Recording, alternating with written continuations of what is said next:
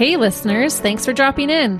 I'm Christie. And I'm Melissa. And this is Buried Motives, where we dig deep into the details of some of the most gruesome dirtbag murderers.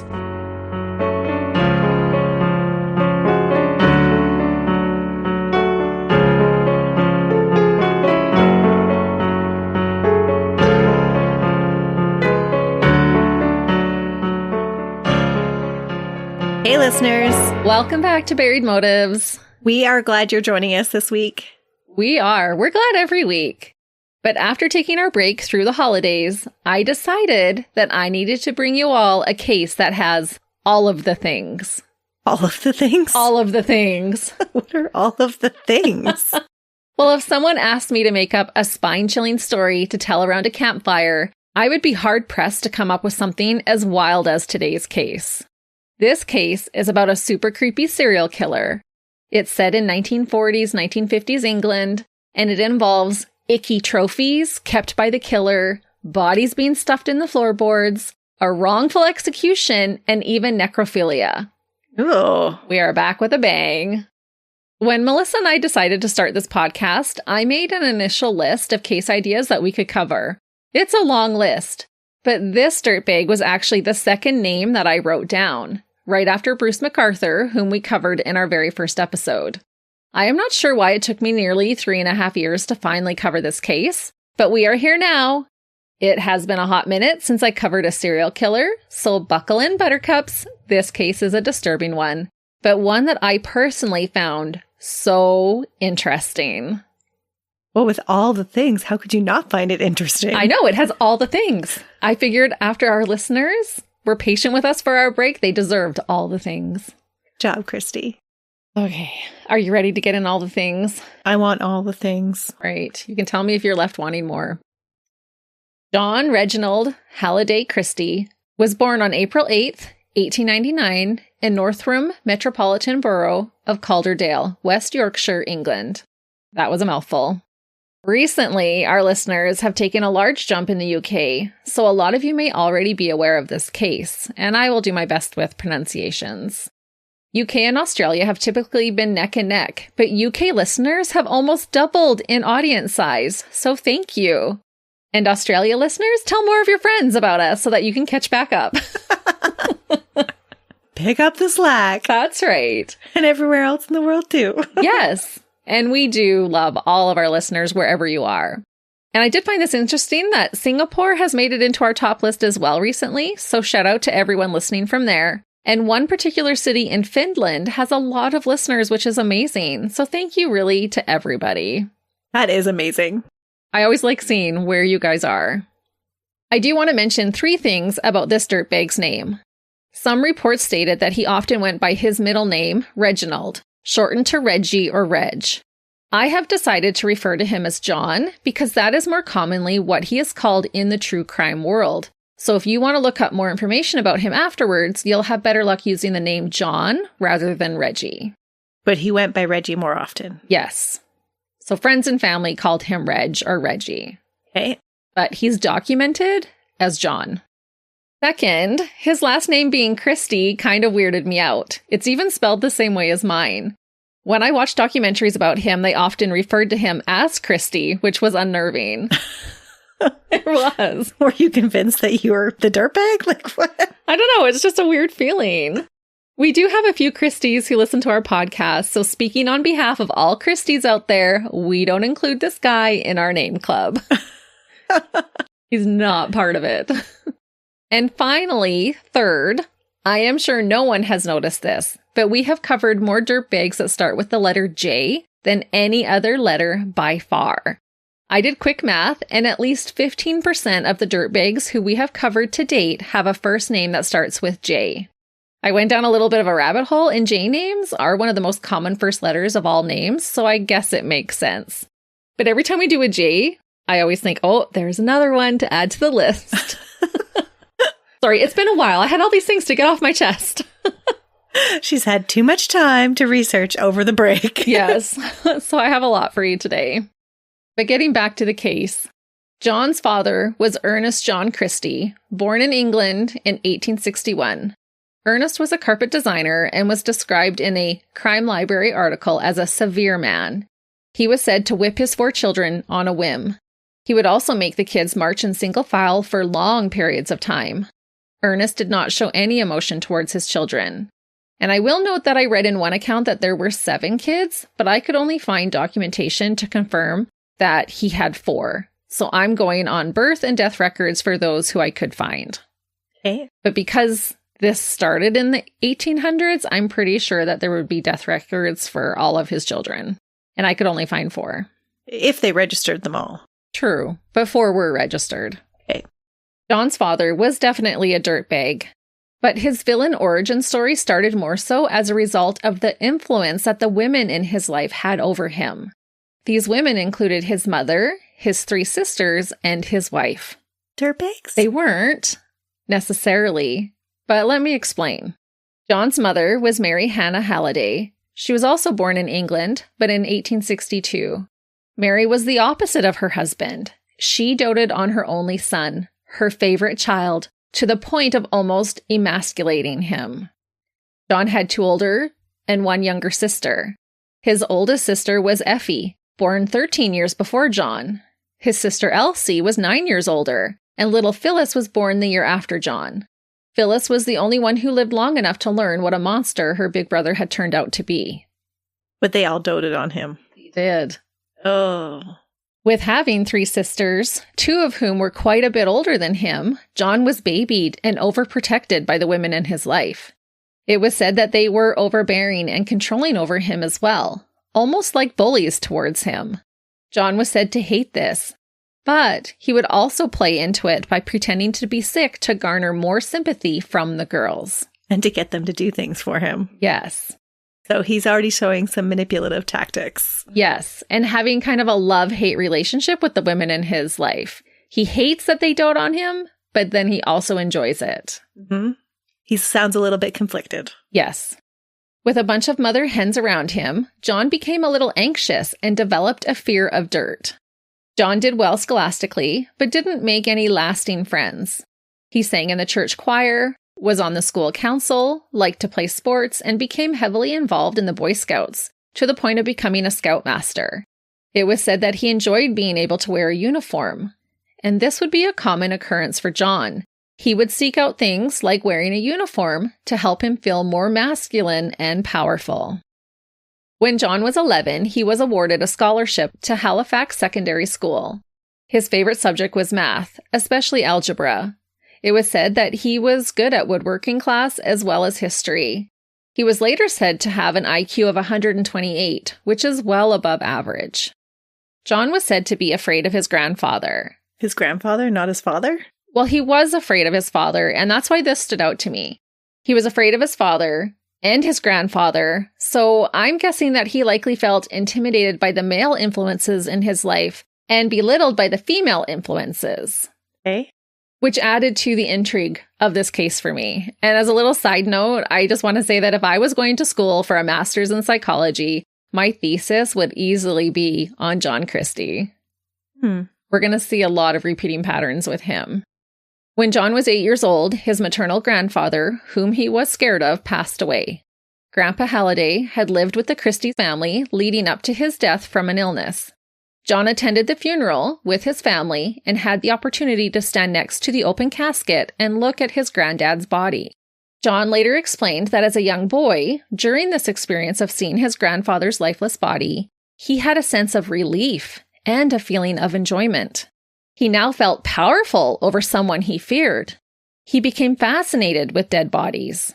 After this experience, John would sometimes hang out at the cemeteries and try to peek into the cracks of the children's vaults. He was mesmerized with death and dead bodies. So this is where the necrophilia is going to come from. Yeah, I think so. Because he felt like this little worm, and when he was around someone that was dead, he then felt, oh, I could do anything I want. I feel powerful. Which is often where necrophilia comes from. Yeah. Blech. At around the age of 10, John began developing a warped sense of sexual desire. He recalls seeing one of his sister's legs all the way up to her knee and getting sexually aroused. The knee, Christie. All the way up to the knee. I guess any type of skin was scandalous in 1909. It tracks. Yeah. But this was his sister. Gross. John resented his sister's bossiness, but was now becoming confused while experiencing sexual attraction towards them as well. Were they a strict family when it come to sexuality too? I didn't read that in particular, but they were from a strict family. Okay. The dad would, just on a whim, it said, for the mildest infractions, beat his children. So you can imagine how much he would not want his father to know that he was lusting over his sisters. Right. Especially if just showing your knee is scandalous. So as he matured, John was growing this love-lust versus hate-resentment viewpoint towards the women in his life. Things got worse for John after his first sexual encounter while in his teenage years. I'm not certain of his exact age, but in his mid-teens, a girl had agreed to have sex with him. This girl was a couple of years older and more experienced than John, who was a virgin at the time. Who's telling this rendition? John. Him? Okay. Yep. And is it cooperated? Yes. Okay. It is. So it's a true account. It's not his version. No, it's a true account because I don't think any man would want to admit what I'm about to tell you. John was raging with hormones and finally had the opportunity to explore. However, little Johnny wasn't up to the task and no sex was had that evening. What could only be a worse nightmare for a young man happened for John when this girl decided to tell her friends the next day about their failed attempt. As gossip does, this information spread like wildfire, and before long, everyone knew what happened. That would be awful. Very awful. But interesting that it's happening to him already. Yes. Was there any sexual molestation in his youth? None that I could find. I don't believe that there was. And he had no illnesses as a child to give you a hint of why this would happen to him? Nope. I think it's all psychological for him. And we're going to talk about this because this is going to be a reoccurring theme in his life as well. It's interesting how many times impotence is a reoccurring theme in sexual abuse and especially necrophilia. Yes. Like you said, I think it comes back to that power, that feeling of being emasculated, which he has experienced his whole entire life. And this girl went out and told everybody, so now this is going to further emasculate him. Totally. Because John had bragged to the other boys about how much the girls liked him. But after finding out this information, he earned himself a few horrific nicknames. And I'm going to say them. I'm sorry. I apologize in advance. The kids at school began teasing him mercilessly and began calling John, quote, "Can't make it Christie," and Reggie No Dick. Oh. So that's what he was called all of the time. So you imagine one of your worst experiences and then everyone teasing you about it relentlessly. Kids who attended school with John later said that he kept to himself. He wasn't very popular and was a quote-unquote queer lad, meaning strange. Okay, was this before or after the sexual incident? I'm not sure. It was just after the fact when they interviewed people that he had gone to school with. They're like, yeah, he was kind of weird. Hey, but did he keep to himself after everybody was calling him "Can't make it Christie"? Because I think I would sick to myself too. No? Reggie No D? Like, yeah. That was just terrible. Yeah, you would want to pull away for sure. You would feel alone. That's right. So that's why I'm curious if it happened before that or after. That I'm not 100% sure. I'm sure it escalated after, even if it was already a factor before. I don't think John lasted much longer after this at his school. At around age 14 or 15, he quit school and began working as an assistant projectionist at a movie theater. I'm assuming that this incident and the subsequent bullying is what prompted him to leave. And it could have been the times, too. It could have been. This issue of impotence would follow John throughout his life, adding to his inferiority complex towards women. It would seem that he could perform his best when in the company of sex workers, perhaps because he felt that they were beneath him. I assume this because when he was examined post-mortem, there was nothing physically abnormal in regards to his genitals to suggest that his impotence was a medical condition. He was inside his head about it. Huh. And he left school at 14, so how young was he with his first sexual experience? I think it happened right before that. So they said he was 14 or 15 when he left school. So I think this happened when he was 14 or 15. Gotcha. Yeah. I couldn't find exact dates, but it was around that time when I looked at the years. In the fall of 1916, when John was 17, he enlisted in the British Army to fight in the First World War. On April 12, 1917, right after his 18th birthday, he joined the 52nd Nottinghamshire and Derbyshire Regiment. A year later, John was sent with his troop to France, where he served as a signalman to the Duke of Wellington's regiment. In June of 1919, John spent a month in hospital after being injured in a mustard gas attack. It was said that he lost his sight for a time as a result of this attack. John would claim that this injury made him not only blind, but mute for about 3 years afterwards. John was known for having a really soft-spoken voice, and he blamed this attack for it. He said it permanently changed his voice. I didn't find anything medically to support that, but that is his claim. But interestingly, there are no official records that John became mute and blind from his injuries. It is believed by some that he exaggerated his illness, just like he did as a kid, to gain sympathy and because he was afraid.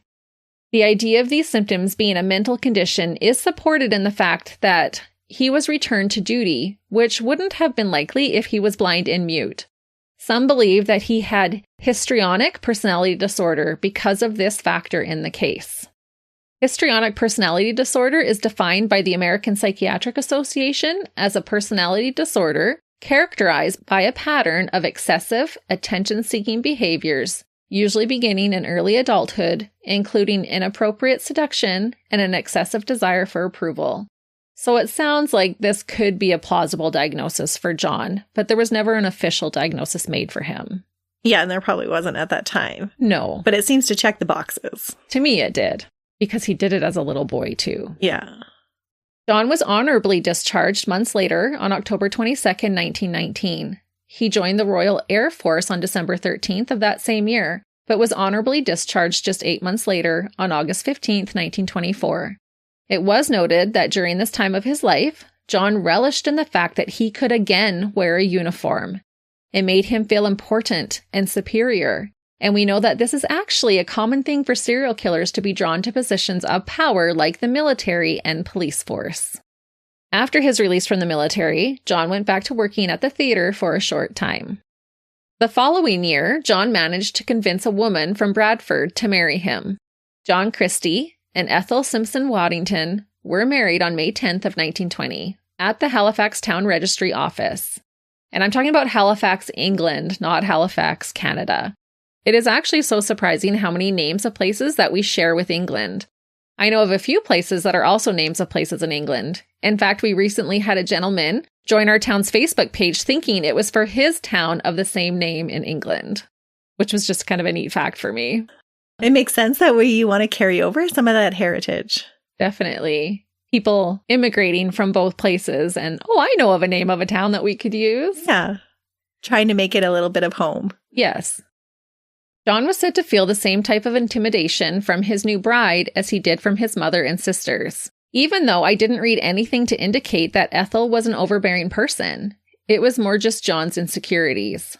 As a result of his own lack of confidence, John would not be able to perform sexually with his wife at times. However, he would continue to see sex workers behind her back to fulfill his needs sexually. And I did read that Ethel eventually became aware of her husband's indiscretions, but like a lot of women at the time, she decided to turn a blind eye. Always so interesting to me that it works with sex workers. It is interesting that often they can perform with a sex worker, but I think that goes back to him feeling above them, that they are below me, even though they're not, but feeling like they are below me and I have power over them. Right. They have to do what I say. I'm in charge. Yes. But interesting that he wouldn't have that power feeling in his own relationship in the 1920s, when a lot of the times men were viewed as more powerful, even in the marriage relationship. Oh, 100%. A lot of the times your wife was viewed as your property. Mm-hmm.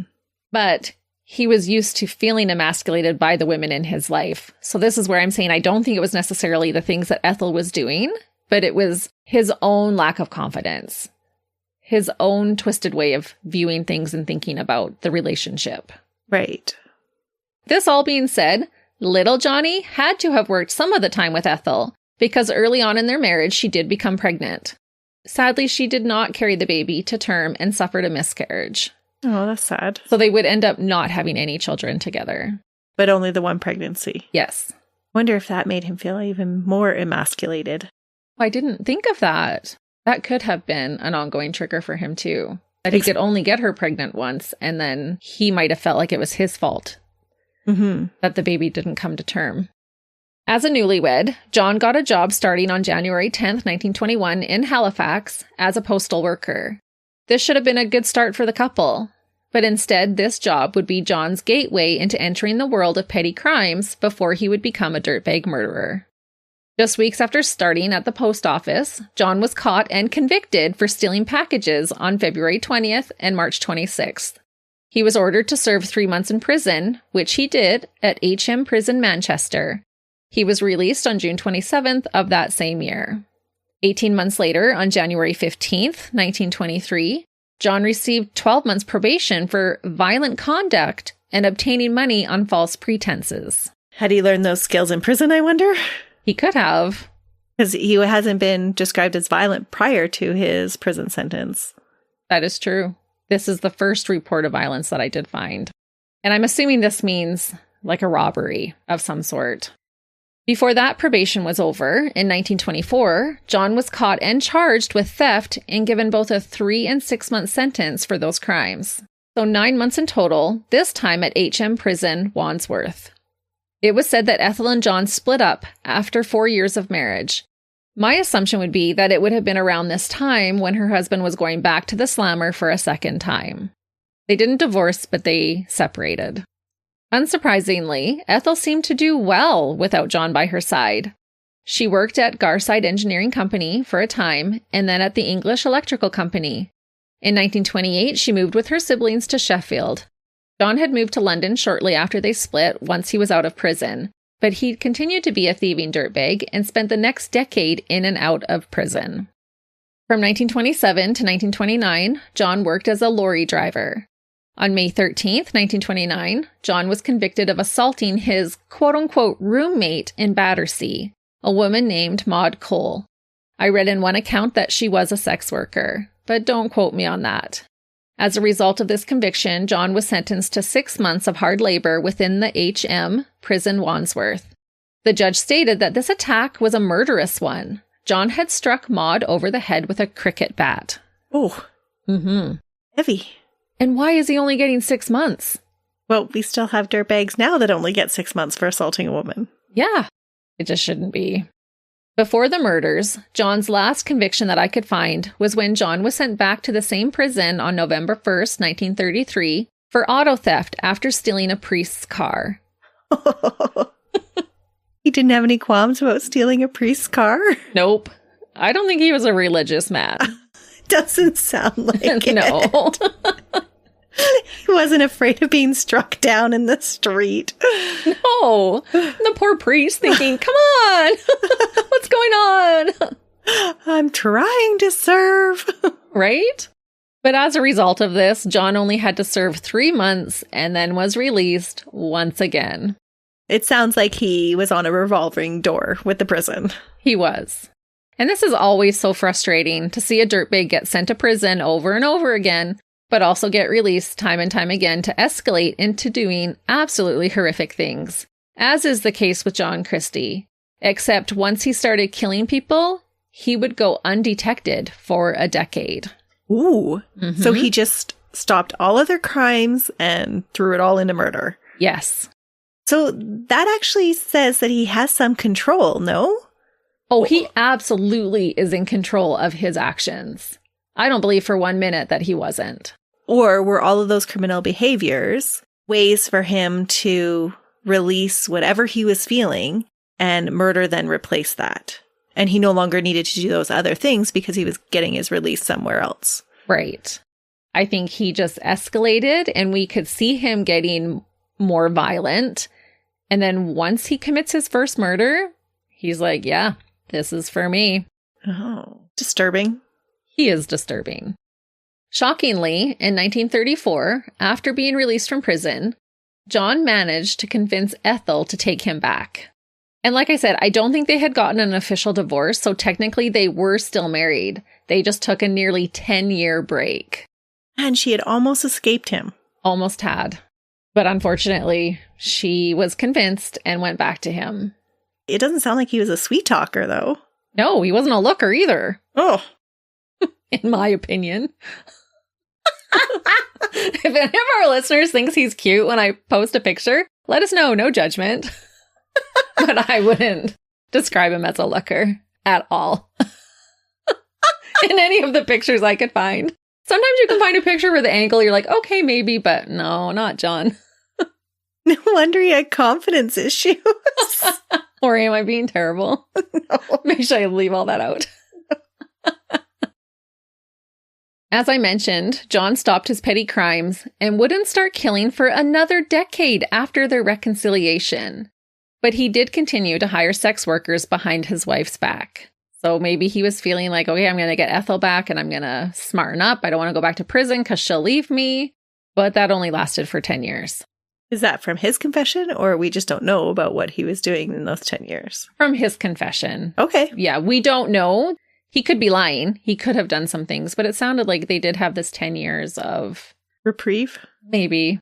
It sounds like he's confessed to everything else, so why not confess to those as well? Right. And we are going to talk more about his confession near the end. I do think that there was probably some that he left out, just by some of the things that are found later. Interesting. It is interesting. Because usually people with this kind of makeup want to brag about it afterwards. Yeah, and he does say some things that would make you think that he does want to brag about it. But at the same time, some of the evidence that's found is not connected to the victims that are found. So even in that, he sounds very conflicted about whether he wants to be the bad guy that gets the notoriety for being the serial killer and the good little boy. Yes. Huh. Yep. That's a good analysis of it, Melissa. Soon after getting back together, John was actually hit by a car and had to be hospitalized. This triggered the beginning of hypochondria for John. He had fake sicknesses and ailments before, but now he was starting to believe that he actually had them. This prompted John to stay home more and bounced between 2 different doctors. Over 15 years, he saw these 2 doctors a combined total of 173 times. Oh. And why does he have 2? Is it because he bounces back and tries to get them to diagnose him with things that he thinks he has? Yeah. In 1937, John and Ethel made the decision to move to Notting Hill. In 1937, Notting Hill was not even nearly what it is today. Before it was a vibrant and trendy area of West London, it was considered a seedy part of town, a run-down slum area, if you will. The Christies moved into the infamous address of 10 Rillington Place, the home that would become a house of horrors. In pictures, you can clearly see that the 3-story brick and terrace house, which was built hastily in the 1870s, was a rundown building right next to a factory. The inside of the house was divided into separate, grimy living quarters, with a few shared areas, like the outdoor bathroom and back garden. The home was near an above-ground section of the London Underground's Metropolitan line, and as a result, the train was extremely loud for the residents nearby. This does not sound like a great house. It is not. There are a lot of pictures of the house, and I think even because they're in black and white, it just adds to the creepiness of what this home looked like. At first, John and Ethel lived in the upstairs flat that had just 1 bedroom and a kitchen area. By December of 1938, they managed to move into a main floor flat that had an additional living room attached to it. While living there, John was described as being on edge, but would be seen often working in the garden. It was said to calm his nerves. Okay. And had they moved to this area because they couldn't afford anywhere else? Or had they moved to this area because this provided prime hunting grounds for John? I think it was because that's what they could afford. I don't think anybody is living here unless you have to. And because they lived there for quite some time before he would start killing. Okay. Quite a while. John was said to be quiet, and he and Ethel kept to themselves. They made an odd pairing. Even though John was intimidated by Ethel, she was described as timid and passive. John had gingerish hair and just looked creepy to me. Even his picture screamed old-timey serial killer. Only a few short years after reconnecting as a couple, World War II broke out. At the time, John had been working at the Commodore Cinema in King Street as a foreman. Not wanting to rejoin the army, but likely feeling more powerless than some of the men around him who went off to fight, John applied to join the War Reserve Police. It's a uniform again. Unbelievably, when John applied, they didn't check out his background, and they hired him. Even with his criminal stuff. Yes, they didn't even look. Despite this being a volunteer position, this now gave him not only a police uniform to wear, but also all rights as an official police officer. He was sent to work at the Harrow Road Police Station and worked there for 4 years. While being at the police station, feeling all empowered behind a uniform, John began having an affair with a woman named Gladys Jones. Gladys was also married, but her hubby was off serving in the war. Ethel would often make trips to go and visit her family, mainly her sister, and so this would give John ample time to step out on her. And this new woman didn't intimidate him at all? No, I think it was exciting for him. I think he probably felt power over her husband because her husband was off to war and had no idea. Okay, I can see that. These two kept bumping uglies until the middle of 1943. It ended when Gladys's husband came back home from service. Rumor has it that this man came home to find John with his wife and rightfully let him have it. It was reported that he assaulted John. John was also listed as a co-respondent for Gladys's divorce. So his name was in the divorce proceedings as being partially responsible for sleeping with Gladys while she was married to another man. Okay. And I'm sure this beating didn't do much for his ego. So is this now when he starts to murder? It is. Good connecting the dots, Melissa. My assumption is also that this sudden loss of power was a trigger for John, because I'm sure that he would have felt on top of the world at the time of the affair, and then he was quickly humbled once again. This man gave him a good beating. And I say this because this same year in 1943 is when John would commit his first murder. And he would continue to get away with murder while living at 10 Rillington Place until his capture in 1953, 10 long years later. I also found it interesting that John would commit every murder inside the comfort of his own home. Was this because of being caught off guard by his mistress's husband and he feared being walked in on again? I am going to go through the murders that we know of for sure, but just keep in mind that there could have been more. Although he did keep the bodies close to him afterwards. So the 8 victims that we know about could and hopefully are the only ones that he set his ugly sights on. But it's just unknown. Where did Ethel go over these next 10 years? Ethel is there. Did she know about everything? I don't think she did at first. But as I mentioned, John's wife Ethel was close with her family and would often travel home for visits. A lot of the time she would go and stay with her sister in Sheffield. And John used his wife's periodic absences to begin terrorizing women around him. So he wouldn't be doing it until Ethel left. And then while she was visiting family, he would have some time, or a few days at least, to pray. Right, but if he's hiding people in the floorboards, isn't she eventually going to catch on to the smell? We'll get there. Okay. On August 24th, 1943, John entered a snack bar in Ladbroke Grove. There he met up with a 21-year-old woman named Ruth Margaret First. Ruth was a munitions worker, but would sometimes supplement her income with sex work. And if you don't know what a munition worker is, it was when women went to work in factories and such while the men were out at war. Mm-hmm. Creating bullets and bombs. Yeah. Ruth was described as a tall beauty with brown hair and eyes. She moved from Australia to London, not far from where the Christies lived. On this fateful summer night, Ruth was looking for a client, and John was happy to get her alone. It was rumored that John had brought Ruth home before, and they were friendly with one another. John brought Ruth back to his home and did have sex with her. While Ruth was still at his house, John received a telegram informing him that his wife was coming home early and had her brother with her. According to John's later account, he said he started to panic, and Ruth began undressing and telling John that they should just finally run off together. Instead, John decided to strangle Ruth to death while they were engaging in sex on his marital bed. This murder seemed to happen on an impulse. But once he murdered one woman, he would want to continue feeling that power. John later explained how he felt when he looked down at Ruth's lifeless body. He said, quote, "I remember, as I gazed down at the still form of my first victim, experiencing a strange, peaceful thrill. He felt powerful." Peaceful thrill. A peaceful thrill. That's an interesting way to describe that. A strange, peaceful thrill. So he felt calm and excited at the same time. Was not horrified about what he had just done. That is disturbing. Yep. But he kind of panicked. My wife's coming home. She's going to have her brother with her, whom he probably felt intimidated by. I can't be caught with this woman. And then she's not getting out of the house. She's undressing and saying, "No, let's just be together."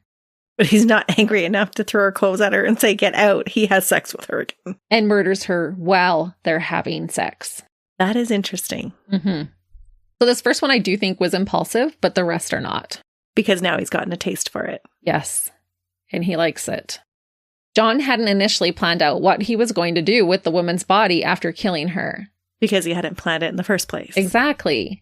That night, John wrapped Ruth's naked body in her leopard print jacket, lifted some of the floorboards in his living room, and set her body and clothing in the space below.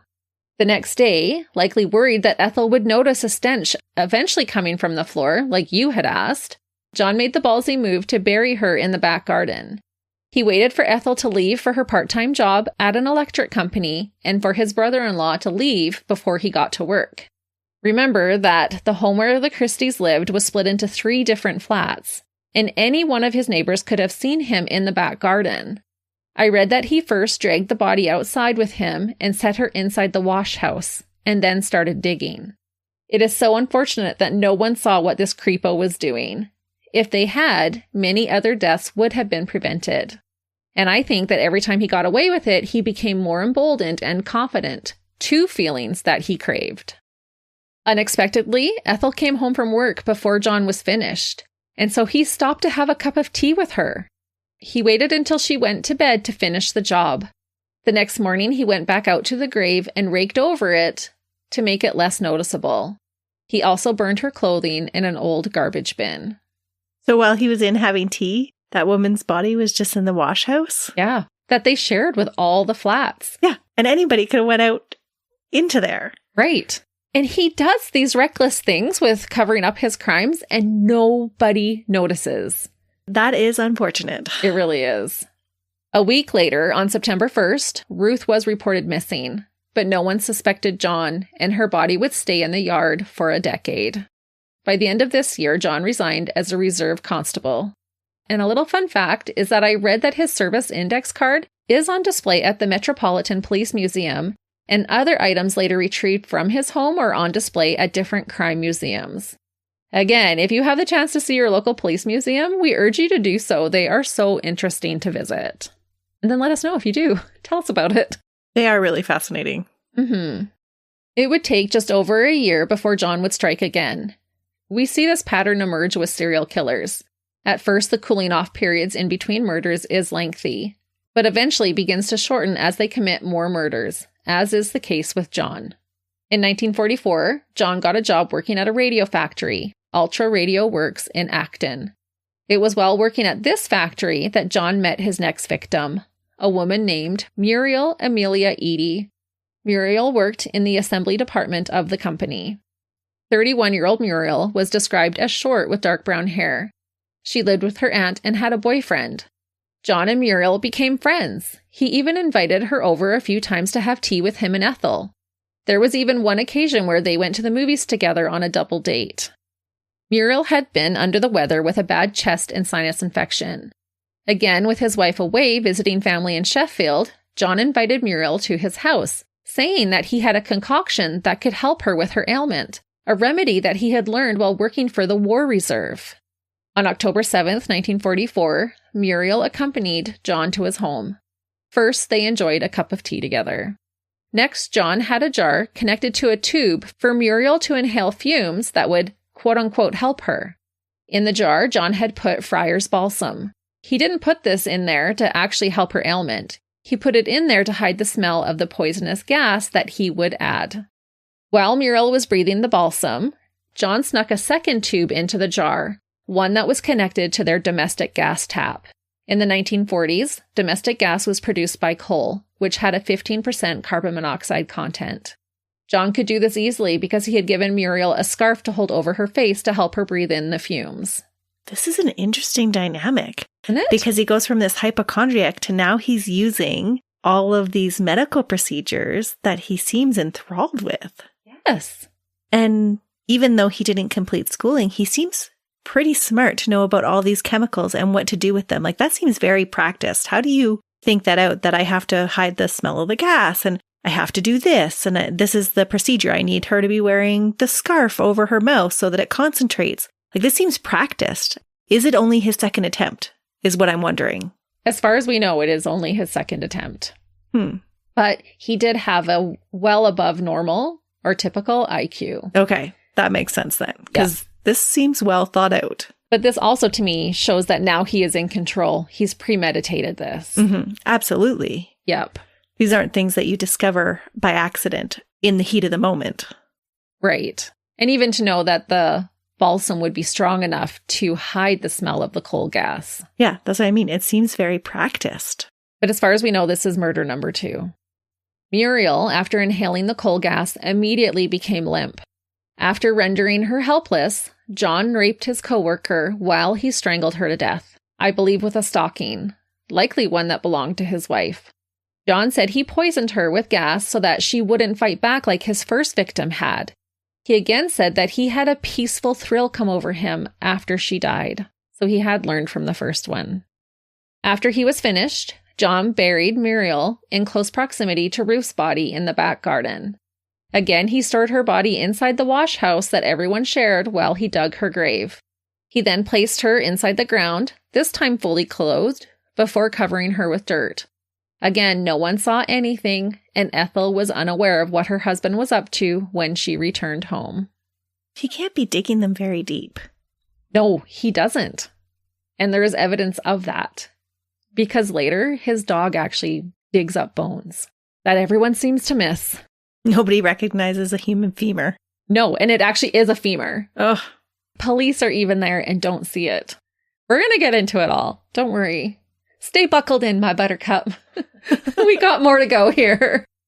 As far as we know, John waited 5 years before killing again. This murder that took place in 1949 is going to take us down quite the rabbit hole. This could be a whole nother episode, but I'll make it as brief as I can. In the spring of 1948, the Christies got new neighbors. A young couple moved into the flat on the top floor of 10 Rillington Place. This couple was Burl and Timothy Evans. They were in their early 20s and newly married. Before the end of the year, Burl gave birth to the couple's daughter, a little girl whom they named Geraldine. Did this mean that they had a shotgun wedding? Perhaps, but I could not find their marriage date. But I do think it was a shotgun wedding. The Christies and the Evans were friendly with one another. By this time, John was 50, and I think that the Evans would have looked at him and Ethel almost like parental figures. Burl was 19 and Timothy was 24. Timothy was born in a mining town and was abandoned by his father before he was born. Timothy had an IQ of only 70, leaving him with significant mental deficits. He didn't have a lot of education and ended up trying to make a living by driving a van. The year after the young couple moved in, Burl, now 20 years old, became pregnant for a second time. The couple were already financially stressed. They were in a cramped flat in a sketchy area of town with a 13-month-old child and were struggling to get along. It was reported that the relationship between Timothy and Burl was tumultuous at times. A lot of the time. Timothy was a small man. He was under 140 pounds and was about 5'5". He liked to drink and would sometimes become violent when he did, and it sounded like Burl would fight back. Apparently during this time, John and Ethel had begun helping out women who had found themselves with child to be with child no longer. Together they would perform abortions inside their flat. Ethel's getting her hands dirty. She does at this point. Hey. I don't know. I am not sure of the exact details, but from what I could gather, John would sedate the women while Ethel would perform some sort of procedure to end the pregnancy while the women sat on an open-seated chair. Okay, I did not see that coming. I did not either. Why is she doing this? I don't know. I really don't know. But this is where we're at now. Like I said, I couldn't even write a fictional case as wild as this one, I feel like. Does she go on to help him with murders then? No, she doesn't. And I don't know if it was because of her miscarriage or living in such a rundown area, just wanting to help women. Because I'm assuming at this time that abortions would have been illegal. Oh, I think so.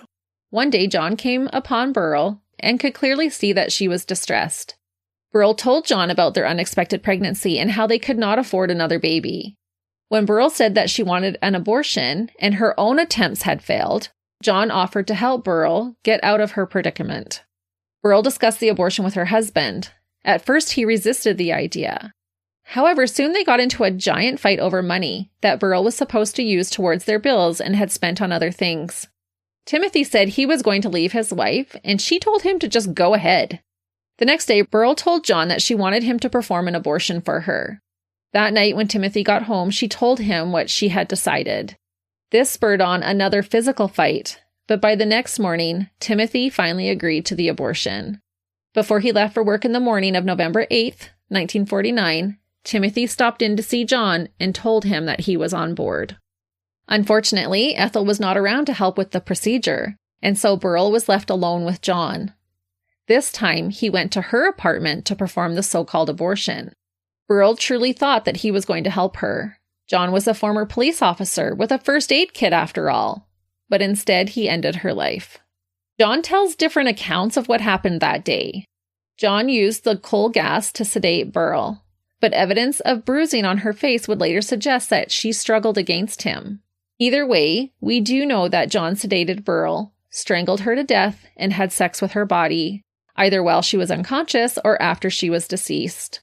Instead of hiding her body, he left her on her bed. When Timothy got home from work, John intersected him before he went upstairs to his flat.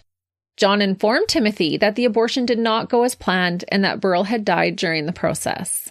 I'm trying to figure out how Timothy's going to be accused of her murder. Timothy entered the flat and saw his wife dead on their bed. She had clearly bled from her mouth, nose, and vagina. John explained to Timothy that Burl likely died from septic poisoning from all the home remedies that she had tried to end the pregnancy with on her own. But remember that Timothy was mentally impaired and was therefore easily convinced. John was able to also convince Timothy that they would both go to jail for manslaughter and so that they had to help each other get rid of Burl's body. Timothy helped John hide Burl's body in the third flat at the residence. The Kitcheners, who lived in that flat, were out of town, and so their flat was empty. So he said, "You have to help me hide her here." Why not in the back garden again? Well, she'll get there eventually. Timothy was willing to help John to prevent them from both going to jail. John told Timothy not to worry about doing anything else, that he would help Timothy out, because Timothy would definitely be the first suspect, especially since he had been violent with Burl in the past. John told Timothy that he just had to be quiet about it and that he would put Burl's body in one of the drains so that no one would find her, and Timothy had to tell everyone that his wife was out of town. John had essentially manipulated Timothy into thinking that this was all his fault and that John was such a good neighbor for getting him out of this mess. And I thought, what a dirtbag. Timothy had no idea that John had murdered his wife. No, but he's practicing his former skills of manipulation. Yes, and Timothy is now grateful to him for helping.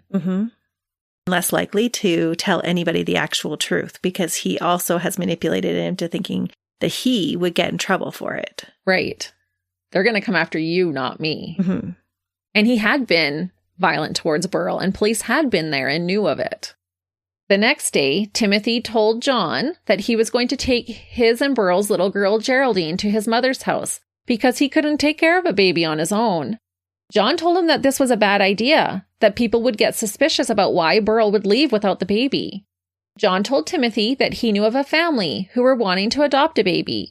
He said that he would make arrangements for Geraldine to be given to the family for Timothy. Being told that he would be able to visit Geraldine, Timothy agreed. Timothy believed that his daughter would have a good life with a new family. Instead, it is believed that John strangled 13-month-old Geraldine and set her body inside the Kitchener's unit beside her mother. When he was able, John buried the two bodies together in the back garden before the other neighbors returned back to their flat. The murder of Geraldine would be the only one that John would deny committing. Some believe that it was too horrible for him to admit, that he had blocked it from his memory. But others believe that he denied it so that he would be safer inside prison, which is what I believe. Because he wouldn't be a child killer then. Right. And it sounded like he kind of felt that, oh, if I'm a sexual predator, I'll almost be praised, but I can't let them know that I killed a child. But I didn't think sexual predators had a good reputation either. I don't think that they do, but I think in his twisted mind, he thought, oh, they'll see how powerful I am over women. Okay. Mm-hmm. After his wife and daughter were out of the picture, Timothy sold his furniture and left town. He went to live with a relative, I think an aunt. While Timothy was staying with his aunt in Wales, he became overburdened with guilt. So much so that he ended up going to the police station and told them that he had disposed of his wife's body down a drain. Police in Notting Hill were notified and they immediately went to search for Burrell's body. It took 3 officers to move the manhole cover over where Timothy said his wife was. They knew he was lying about disposing of her body on his own. Once they removed the cover, they were surprised not to find a body. Timothy was surprised at this as well, because he said, oh, I put her in this drain, but they knew there was no way that he could have physically, especially being a small man, had removed that drain by himself, that drain cover. Police rightfully pressed Timothy for answers. Where was his wife and what had happened to her? Timothy ended up telling police that John Christie had tried to help Burrell have an abortion, but she died and they got rid of her body. Timothy also told police that John gave Geraldine to a couple to care for her. He said he went to go visit her weeks later, but was told by John that it was too soon for a visit. Police immediately questioned John and did a quick search of the premises. Inside Timothy's flat, police found a stolen briefcase and newspaper clippings about a murder that had been in the news. It is believed by some that John set these items inside the flat in case police did get suspicious. It would point the finger at Timothy. Police didn't seem to take into account the fact that Timothy couldn't even read, so why would he have been saving newspaper articles? John was interviewed for 6 hours, but acted like and was received like one of their colleagues since he had a law and military background. Oh. John said that what Timothy was saying about him was absurd. He pointed out that Timothy was a liar and that he had a bad temper and had gotten physical with Burrell in the past. Police took another look at the property and this time discovered the bodies of Burrell and Geraldine in the back garden under some wood. But not other bodies. No, because the other ones had been there for quite some time. So I'm assuming grass would have grown over. And these ones, it was pretty obvious once they took a look. They just had to move some wood around and then they could see that these were fresh graves. Okay. Both bodies were determined to be strangled. Burrell was some type of rope, and the baby girl still had a men's necktie around her little neck. They didn't trace the necktie to who did it? Well, it does come into play. Burrell had bruising on her lip, right eye, and inside her vagina. The doctor did not take a vaginal swab for semen. There was also no evidence of Burrell having taken any type of abortion medicine. The male fetus inside her was about 12 to 16 weeks along, and the bodies were determined to have been buried for about 3 weeks. Police had John identify the clothing found on Burrell and Geraldine. He said that the skirt and blouse found on Burrell definitely belonged to her, but said he wasn't sure about the necktie. But he thought he remembered seeing Timothy wearing it in the past, even though it turned out to have belonged to Mr. Kitchener, the neighbor who was out of town at the time. Timothy was sent from Wales back to Notting Hill. After a quote-unquote lengthy interrogation, Timothy confessed to killing his wife and child. So he was coerced. Yes. Timothy was of very low intelligence, and it seems like he was led by the police in the things he admitted to. When Timothy's mother came to the station to see him, he immediately blurted out to her, quote, "I didn't do it, ma'am. Christie done it." Experts later examined the written confession made by Timothy, and it is highly believed that he was not the one to even write it. Some of the words and phrases he used were not likely used by someone of his IQ. I watched a good documentary by Real Crime on YouTube that goes into more detail about this. I'm trying to give you info without making this a whole nother episode, because we could do another episode on this, but it was really interesting to see them go through the confession and point out someone like Timothy would never have used this expression. Right. Sadly, Timothy was arrested for murder and his trial began on January 11th, 1950. He was pleading not guilty. He was officially tried for the murder of his baby, although testimony of his wife's murder would be included. I think at the time they had to choose which victim to try him for, and it would be harder to prove that Burrell didn't die from trying to abort the baby on her own. Trying Timothy for his baby's murder would prove that he was a cold-hearted killer, because who could hurt a small child?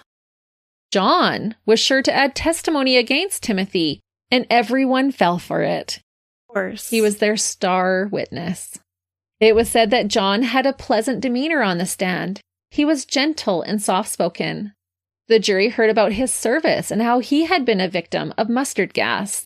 Timothy's defense tried to use John's petty criminal past against him, but the prosecution turned that around into a plus, showing how he had turned his life around and had done so much good for the last 17 years. And he had even worked with the police. Totally. You can see how people just ate this up. Near the end of the trial, the judge told the jury that this case was about the baby's murder only. He told the jury that they had two options. Either the doctor had lied about the medical results, or Timothy was lying about not killing his daughter. The judge said nothing about the fact that their key witness, John Christie, could be lying. The judge had no idea. Nope. He had been bamboozled too. Yes. The jury deliberated for only 40 minutes before deciding that Timothy Evans was guilty of killing baby Geraldine. Timothy was sentenced to death. Do they actually put him to death? They do. Oh. Only a couple of months later, Timothy was hanged at the HM prison Pentonville on March 9th, 1950, for a murder that he did not commit. To me, Timothy Evans was an additional victim of John Christie's. Absolutely, he was. John must have felt untouchable at this point.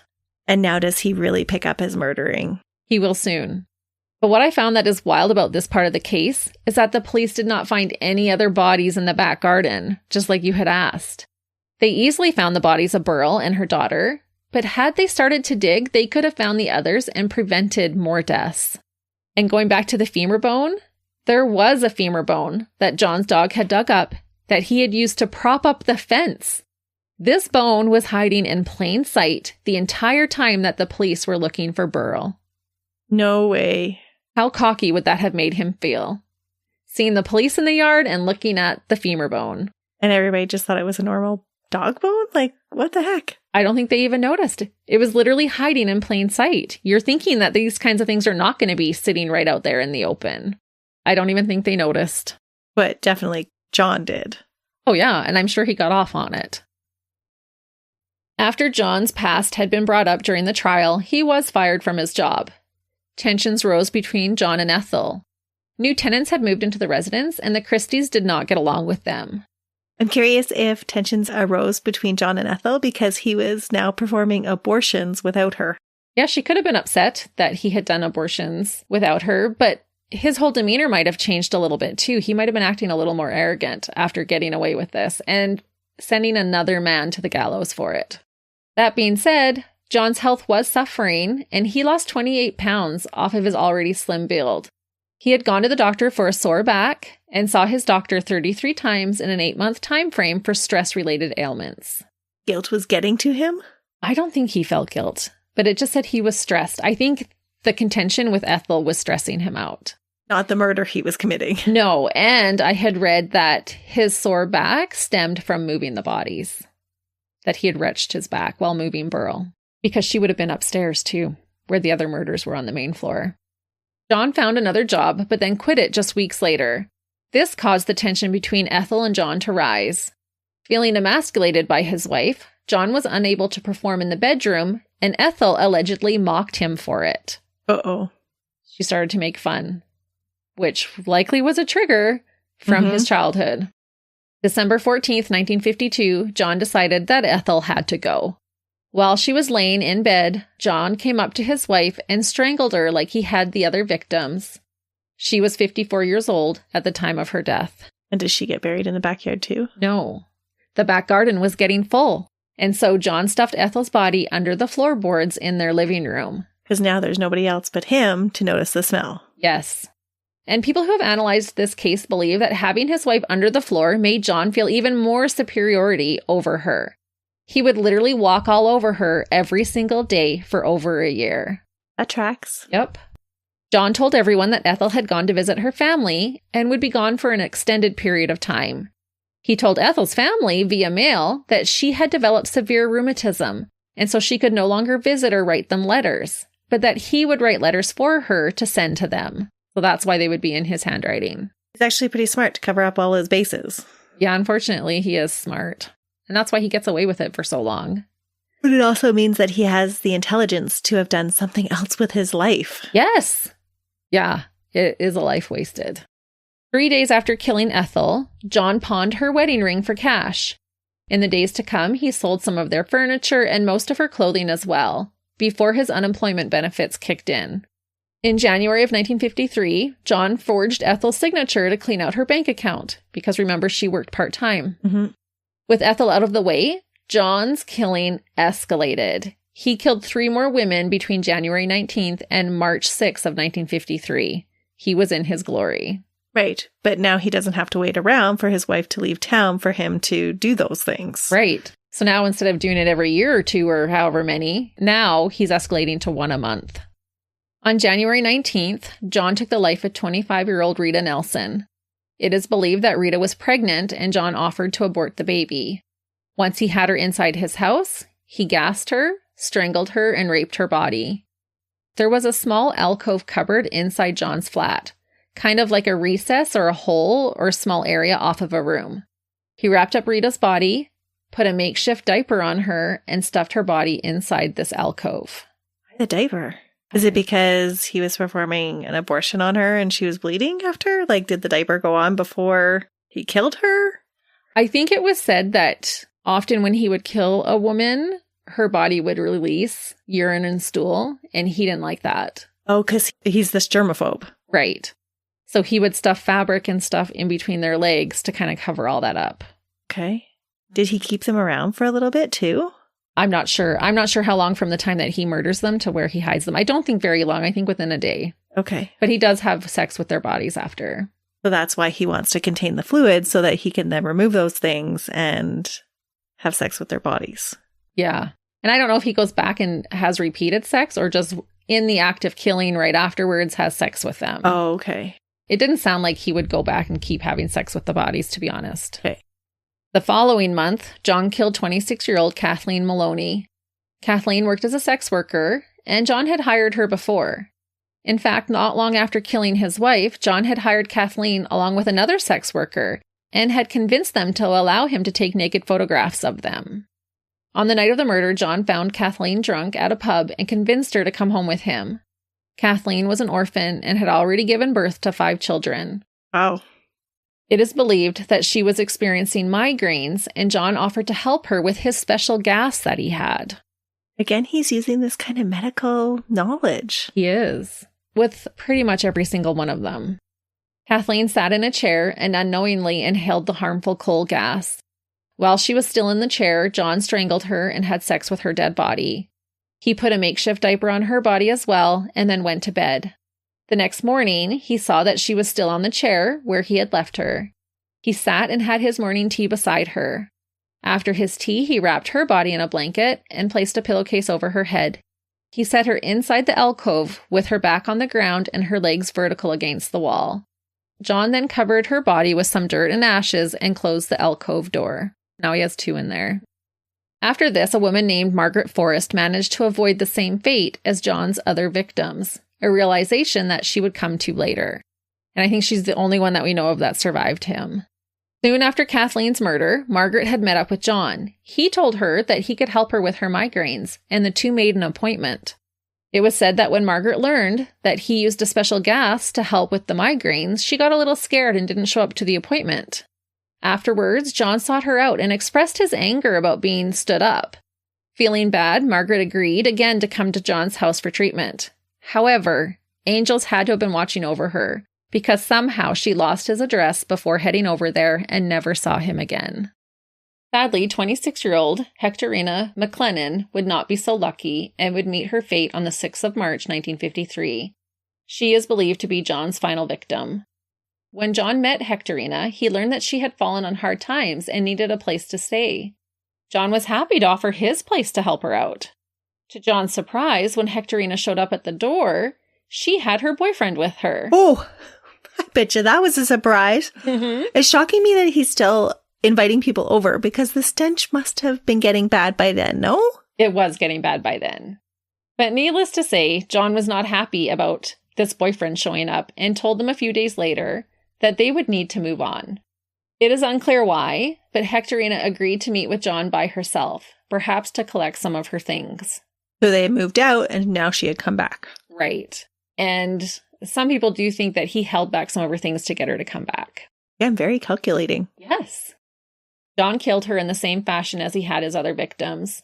John later said that when Hectorina tried to leave, quote, I seized hold of her by the neck and applied just sufficient pressure to make her limp. I took her back to the kitchen, and I decided that it was essential to use the gas again. I made love to her and then put her back in the chair. I killed her. Just the right amount of pressure? It tells me that he's really practiced at this. It makes me doubt that these are his only victims. I do think he had other victims that we don't know about. John placed Hectorina inside the alcove with Kathleen and Rita.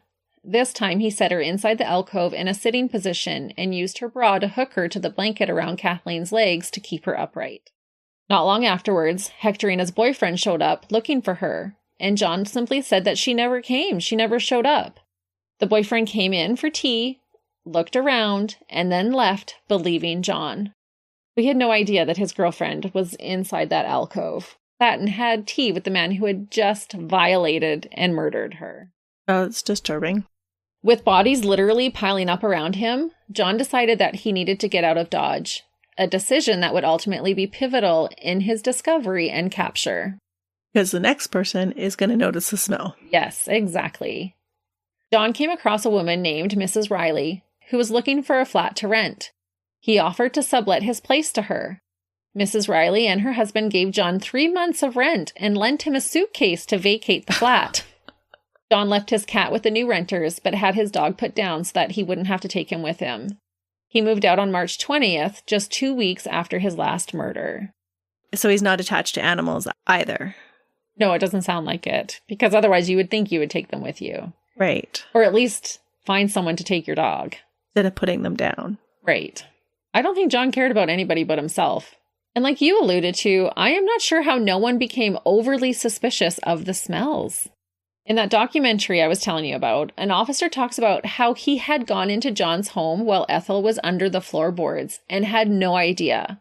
He said that he asked John about the smell, but John said that he had so many foreign neighbors that the smell was a compilation of the strong spices that they used to cook with. It was creepy for this officer to learn later that he had been standing over Ethel's body and didn't know it. Decomposition does not smell like spices. That is what he told him. And I think this officer maybe was a newer officer at the time and fell for it. But afterwards, he was sure disturbed by it. Yeah. It sounded like he was new and didn't know what that smell was. The day after he left, John's landlord discovered the Rileys living in his flat. John was not allowed to sublet the place, and so they were asked to leave. It was said that they didn't complain too much after experiencing the foul odor for an extended period of time. They were like, yeah, okay, we'll leave. And they were out the 3 months' rent. The landlord now had to find new renters, but in the meantime, he told the upstairs tenant that he could use the kitchen if he wanted to. This tenant was a man named Beresford Brown. Once in the kitchen, Beresford became highly aware of the awful smell, so he decided to try and clean the flat. While doing so, he wanted to put up a shelf to hold his wireless radio, because it's always better to clean when you have music going. Yeah. Or listening to a true crime podcast. Very true. Yes. Trying to find a stud, Beresford began knocking on the walls. To his surprise, one of the walls sounded hollow. There had been wallpaper placed over this wall. Beresford pulled back some of the wallpaper and discovered a door. Curious, Beresford looked inside and was utterly shocked when he saw the naked back of a woman inside the cubby. He immediately called the police, and before long, 10 Rillington Place was a very active crime scene. That would have been a gruesome discovery. It really would have. You think you're just going to clean out the place, and you're like, oh, what is this? This is kind of cool. What's in here? Would you have opened the door? Yeah, I would have. Not now. I'd be thinking, nope, I don't want to disturb anything. I don't know what's behind it. I don't want to see any dead bodies. Would you have called the police or just ignored it? No, I would have somebody else open the door. Oh, you could call me. Okay. I'll come over and open the door. I would have to know what's in there. Surprisingly, the 3 bodies inside the alcove were fairly well preserved. I saw pictures of these bodies, as well as Ethel's, and it was disturbing to see how they had been shoved into the little spaces. What had preserved their bodies? I don't know, he had covered them in ash and dirt, and I don't know if it was whatever was in the ash. They were fairly well preserved. Like the one picture, I did see her naked back, and it looked like a fresh back from the black and white photo. Right. And she had been there at least a month, if she was the last one put in there. Getting close to it, at least a couple of weeks. Carbon monoxide slow down decomposition? Because oxygen is what makes things rot faster. It definitely could have been the carbon monoxide. Interesting. The women all had partial bits of clothing on, and other wounds, like scratches from being dragged along the floor. All 3 women had signs of carbon monoxide poisoning, sexual assault, and strangulation. With a house full of medical examiners and police investigators, it was soon realized that some of the floorboards were loose. The boards were pulled up, and after digging through some rubble, police discovered another body, that of Ethel Christie. She had not been sexually assaulted or gassed. Her cause of death was strangulation. Inside the home, investigators also found potassium cyanide, but that wasn't all. Remember when I said that there would be creepy trophies found in this case? Well, police found a tobacco tin, and when they looked inside, they discovered clumps of saved pubic hair. Oh, gross. Right? I can't think of a creepier trophy for someone to keep. Just all kind of mashed together? Yeah, in clumps, so you could tell the different samples, but there was all these different little clumps of pubic hair piled on top of one another. So is this how they know to go looking for 2 more bodies in the garden? Well, the crazy thing about this hair is that it did not match any of his victims. Oh.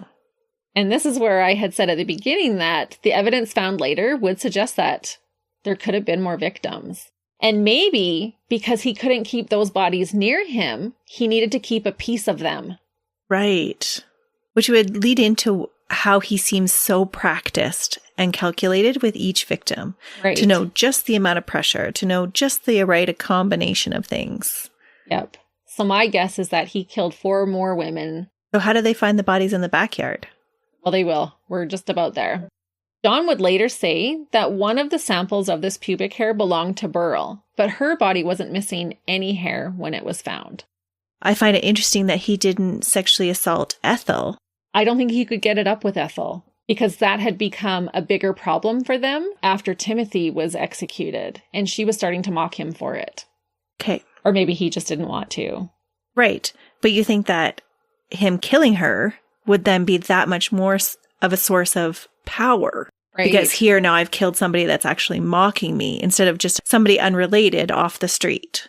Yeah, that is curious that he didn't, because he could have assaulted her after she was dead. Right. And just desecrated her more. Right. But he chose not to. Hmm. And maybe it was because she was complaining she was wanting to have sex with him and he couldn't perform. Maybe he didn't want to give her that last sexual encounter. That's disturbing to think about. Yeah, I feel like I could discuss John Christie all day. It's just so bewildering to me what was going on in that demented mind of his. Inside the tin was hair from at least 4 different women, from what I could gather. At first, police thought that one of the samples was Ethel's, but experts stated that it would be unlikely that he would have kept the hair from Ethel, the only victim that he didn't sexually assault. And I don't believe she had hair missing either. But it wasn't really clear. Okay. After a thorough search of the home, police took to inspecting the outside with more care this time. The other bodies were found, but along with a lot more evidence. This time, police noticed the femur propping up the fence. More bones were found in the flower beds, and some blackened skull bones, with teeth were found inside a garbage can along with pieces of a dress. More bones and teeth were found throughout the yard, as well as more items of women's clothing. How did people miss this for a span of a decade? They're just kind of scattered all over. Yeah. It's like he wasn't even trying to hide it. Bones and teeth? Like they weren't buried? Some of them were just kind of in the flower bed, but there was pieces of skull and teeth along with women's clothing in a garbage bin.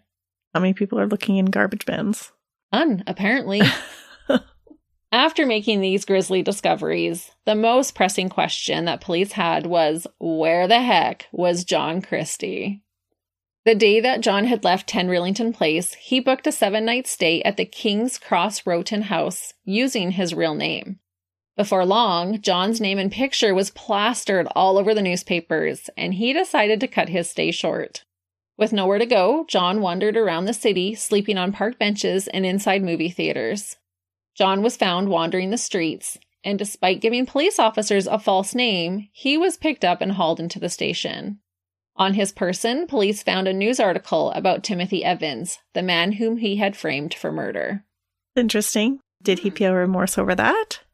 Or was that the only trophy he could take with him? Timothy's trophy. John tried to make excuses for the murders. He said that he had been defending himself against the last 3 women, and his wife had choked in her sleep. He said that he had to kill her to put her out of her misery, so it was a mercy killing. Trying to wrap my head around how if somebody's choking, you would perform a mercy killing. Right? He was saying he woke up in the middle of the night because he could hear her. She was turning blue. He tried to help her stop choking and couldn't. And she was suffering, so he had to choke her to make it happen quicker. Okay. We know this is a lie. But even to say with the other 3 women in the alcove that it was all self-defense, they were trying to rob me and do all of these things. Well, I'm sorry, you don't sexually assault someone in self-defense. No. Never. About Ethel being in the floorboards, he said he was so distraught over her death that after leaving her in their bed for a few days, he put her in the floor so that she could remain close to him. I do think he wanted her close to him, but not for the sentimental reasons that he was trying to explain. John was examined by psychiatrists and was deemed fit to stand trial. When he couldn't justify and explain away the murders, he tried to go for an insanity defense. Despite bragging to other inmates about how he was a big-shot murderer and had plans to murder at least a dozen women. Again, baby Geraldine was the only murder that he would not admit to. Psychologists all expressed their disdain towards John. They said that he was, quote-unquote, nauseating and sniveling, and would whisper when he didn't like a question that he was being asked. Basically, he creeped them out too. Authorities had to pick one murder to try John for, so they chose to charge him with the murder of his wife Ethel. His trial began on June 22nd, 1953. Why did they have to choose just one? I don't know, even with Timothy, they had to choose one. The public was enthralled with this case. It was standing room only. I even saw pictures of people swarmed around 10 Rillington Place while police collected and removed bodies and evidence. Even quite a few young mothers pushing their prams, standing there watching.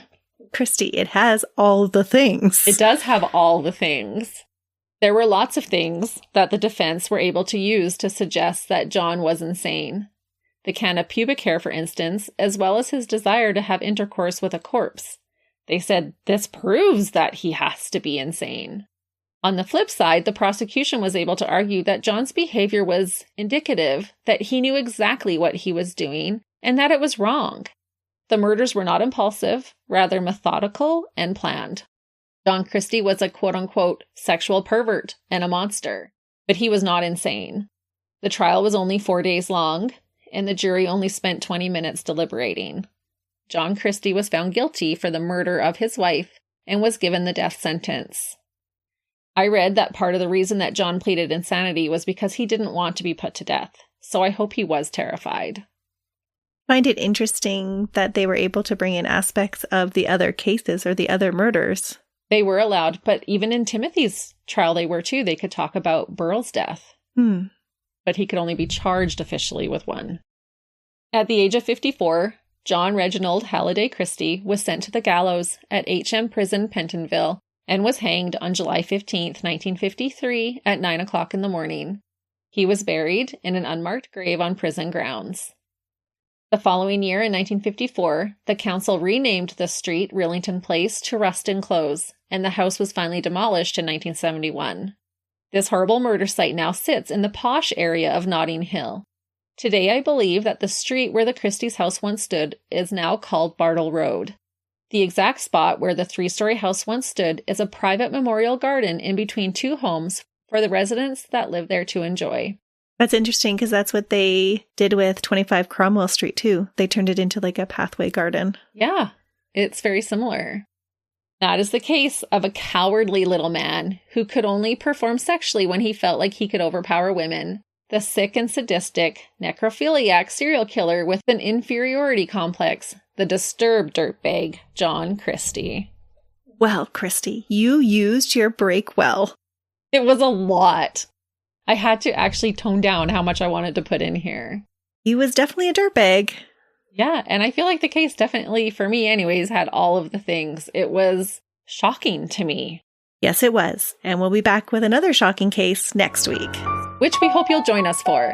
Until then, see ya! Bye!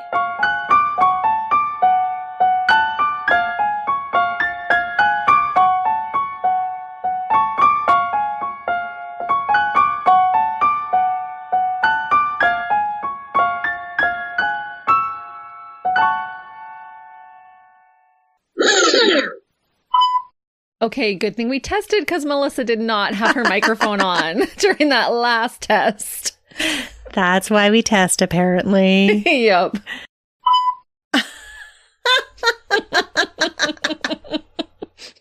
Christie! I'm going to put that in there and see who catches it.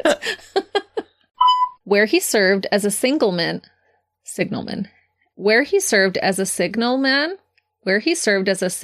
That's a hard word for me. Signalman. That feels so good, actually, to scratch your head with a hair clip. Yeah. After having it pinned up? Yes. Oh, it does feel good. I'm jealous that you're getting that feeling right now.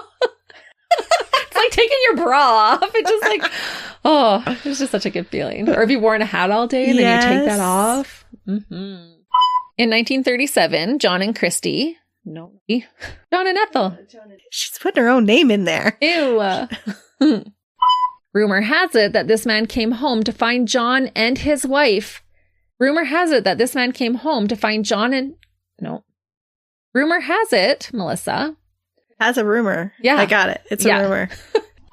I am unsure, but I am unsure. What are you unsure of? I don't know. Do you need some candy? No, I already ate all. You should see my big pile of candy over here. It's a little bit sad, actually. John made the ballsy move to bury her. And the bodies were determined to have been buried for about 3 weeks. Buried.